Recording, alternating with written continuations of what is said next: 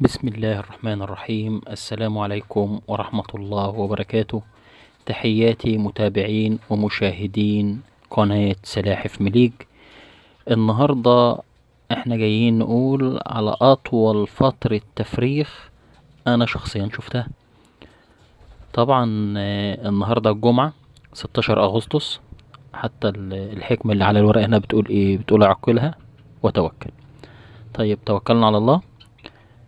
طبعا النهارده 16 اغسطس، انا حاطط ورقه التاريخ علشان خاطر ايه؟ نوثق الموضوع. عشان اي حد طبعا بيشكك او بيقول اي حاجه ملهاش لازمه يعني. ان شاء الله. طبعا انا عندنا بيضه هنا. البيضه دي انا بفتح عليها ابص عليها، فطبعا انا لقيتها شقه.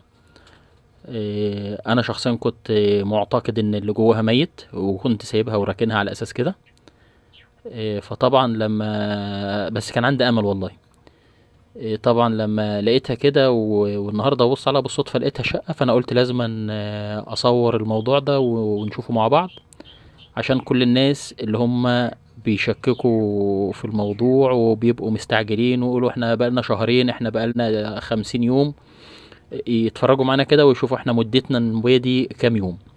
هنقول بسم الله الرحمن الرحيم، توكلنا على الله. هنشيل الورقة كده بس نركنها دقيقة. نفتح.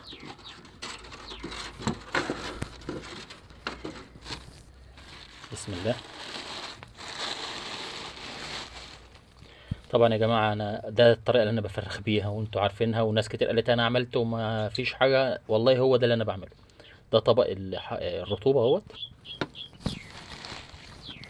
طبعا البيضة هنا اهيت. اهيت. كام بقى التاريخ؟ نجيب الورقة بتاعتنا نحطها جنبها اهوت. اهوت النهاردة اهو 16 اغسطس، وهي كام؟ 30/3. اللي هيدقق هنا اهوت اهوت يلاقي ايه؟ بدأت تنقر اهي. احنا بس هنكشف نطمن عليها بس ونوريها النفس اهوت. طب انا مش بفتح. بسم الله الرحمن الرحيم. ادي الدماغ اهيت.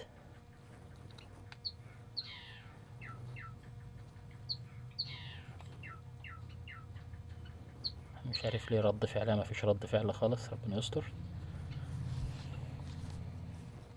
لا اتحركت اهيت. بسم الله ما شاء الله. دي عينيها اهيت، فتحت عينيها اهيت. وطبعا دماغها احنا بس بنفتح كده ايه؟ انا مش بخرجها من البيضة، انا بس بفتح لها النفس بس اهوت اهوت. لان انا دام اتأخرت قوي كده، فهي كده عايزة ايه؟ عايزة بس اللي يطمن عليها اهوت. بسم الله. طبعا هي خايفة بتفتح بقها اهوت. اهيت يا جماعة. التاريخ كام تاني؟ 30/3. 30/3 ده يعني كام؟ يعني هنقول 30/4، 30/5، 30/6، 30/7، 4 شهور يعني 120 يوم.